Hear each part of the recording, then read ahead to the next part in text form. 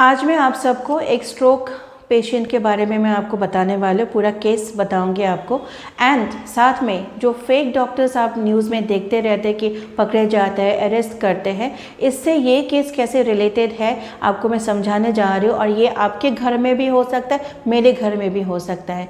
5 मार्च को फ़ोन आता है एक क्लाइंट का। वो बोलते हैं कि मैम मेरा स्ट्रोक हुआ था, मुझे वेट लॉस करना है, आपका पैकेज आप कितना चार्ज करते हैं। आई वाज शॉक्ड कि पैकेज के बारे में पूछा। इनको बंदे को स्ट्रोक आया हुआ है, वो आज पैकेज के बारे में पूछ रहे हैं। सबसे पहले मैंने पूछा कि स्ट्रोक कब हुआ था, बोले कि जनवरी में हुआ था। आज मार्च है, अभी मार्च चल रहा है, जनवरी 15 को स्ट्रोक था। फिर मैंने पूछा कि आपके पास सारे रिपोर्ट्स हैं, मैंने कहा हाँ ठीक है। मैंने पूछा पहले के रिपोर्ट्स है, बोले कि हाँ देखना पड़ेगा। मैंने कहा सारे रिपोर्ट्स लेके आइए। नेक्स्ट डे जब वो आए, सबसे पहले जो नया रिपोर्ट्स है वो लाए। मैंने वो साइड करके वो हॉस्पिटल में जितने भी रिपोर्ट्स थे वो सारा कुछ सामने रखा और पुराने रिपोर्ट्स मांगे। सबसे पुराना रिपोर्ट जो था उनका अगस्त 2023 का था। 23 अगस्त में ही उनके रिपोर्ट्स में, उनके तो डायबिटीज़ था ही, इंसुलिन भी ले रहे थे, लेकिन उनके किडनी अफेक्ट हो रहे, किडनी पैरामीटर्स जितने भी थे सारे इम्बैलेंस थे, किडनी का फंक्शन, फिल्ट्रेशन भी कम हो गया था तभी अगस्त में, पर उनको अच्छे से किसी ने गाइड नहीं किया। फिर अगस्त से लेकर जनवरी में जब स्ट्रोक हुआ, मैंने पूछा आपको कोई इंडिकेशन नहीं मिला, कोई भी आपको सिम्टम्स नहीं दिखे, क्योंकि स्ट्रोक तो मान लीजिए कि स्ट्रोक तो किसी को भी कभी भी आ सकता है, लेकिन एक सीरीज ऑफ इवेंट्स तो हो सकता है। बोले कि उनको 3-4 महीने पहले से उनके पैर फूलने लगे, उनके हाथ में स्वेलिंग आने लगे और फेस भी स्वेल होने स्टार्ट हो गए थे। फिर 15 जनवरी को उनको ब्रीदिंग में प्रॉब्लम हो रहे थे, फिर उनको हॉस्पिटल लेके गए और वहीं पे उनका स्ट्रोक आ गया। हॉस्पिटल रिपोर्ट जो मैं देख रही थी, जो 15 डेज़ का जो उनका स्टे था हॉस्पिटल में, हर एक दिन का रिपोर्ट्स में उन पर वो क्लियरली विजिबल था कि वो किडनी पेशेंट ही थे और किडनी में जितने प्रॉब्लम्स थे उसके वजह से ही उनका स्ट्रोक आ गया था। इस बीच में उनका 3 बार हॉस्पिटल में ही 3 बार डायलिसिस भी हो गया। फिर बीच में था फरवरी का मंथ, फरवरी में वो रिकवर कर रहे थे क्योंकि डॉक्टर ने बोला कि वेट रिडक्शन करना है। फिर वो डायटिशियन न्यूट्रिशनिस्ट के बारे में ढूंढने लगे, पूछने लगे। फिर किसी ने बोला कि आप इनके पास जाइए, इन्होंने अच्छा वेट रिड्यूस किया बहुत सारे लोगों के।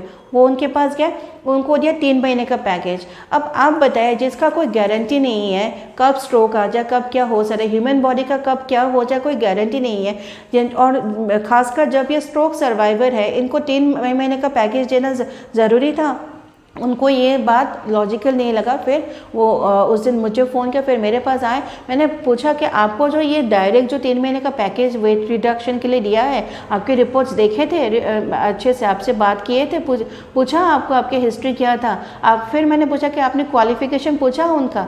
सिर्फ किसी ने ये बोला है कि वो अच्छा वेट लॉस कर रहा था, आप वहाँ चले गए। पर ये आपका, हर किसी का अपने ऊपर ये रिस्पॉन्सिबिलिटी बनता है कि आप हेल्थ केयर प्रोफेशनल, डॉक्टर हो, डाइटिशियन हो, किसी को भी कंसल्ट करने से पहले आपको देखना चाहिए कि उनका क्वालिफिकेशन क्या है। जिस तरह से फेक डॉक्टर्स को पकड़ रहे हैं, अरेस्ट कर रहे हैं क्योंकि वो इलीगल है, ठीक उसी तरह डाइटिशियन भी कोई ऐसे नहीं बन सकता है। क्लास 12 साइंस होना ज़रूरी है। क्लास 12 साइंस तक ह्यूमन बॉडी के अंदर जो भी चल रहा होता है, मेटाबॉलिज्म है, बायोकेमिस्ट्री है, वो बहुत कुछ एक स्टडी हो जाता है, नॉलेज हो जाता है। फिर बीएससी न्यूट्रिशन, फिर एमएससी न्यूट्रिशन भी बहुत ज़रूरी है। एडवांस स्टडीज़ और हॉस्पिटल एक्सपीरियंस, सिर्फ हॉस्पिटल इंटर्नशिप भी नहीं, हॉस्पिटल में भी एक्सपीरियंस होना ज़रूरी है, क्योंकि आपके रिपोर्ट्स क्या हो रहा है, आपके डिजीज़ के, आपके जो प्रॉब्लम है उसके प्रोग्रेशन कैसे हुआ है, आपके रिपोर्ट्स क्या बोल रहे हैं, ह्यूमन मेटाबॉलिज्म को समझना बहुत ज़रूरी होता है।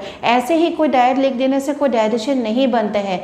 किसी भी डाइटिशियन को कंसल्ट करने से पहले आप देखिए कि क्लास 12 साइंस है कि नहीं, बीएससी न्यूट्रिशन है कि नहीं, कि एमएससी न्यूट्रिशन है कि नहीं। ये हर किसी इंसान का ये राइट है। किसी भी हेल्थ केयर प्रोफेशनल को कंसल्ट करने से पहले आप क्वालिफिकेशन मांगे, उसके बाद आप कंसल्ट कीजिए, क्योंकि डाइट सिर्फ लिखने से ही नहीं, कोई डाइटिशियन नहीं बनता है। इस वीडियो को आप सबके साथ शेयर कीजिए, अच्छे से समझ लीजिए और अपनी फैमिली के लिए किसी भी डाइटिशियन न्यूट्रिशनिस्ट को कंसल्ट करने से पहले क्वालिफिकेशन ज़रूर देखिए। धन्यवाद।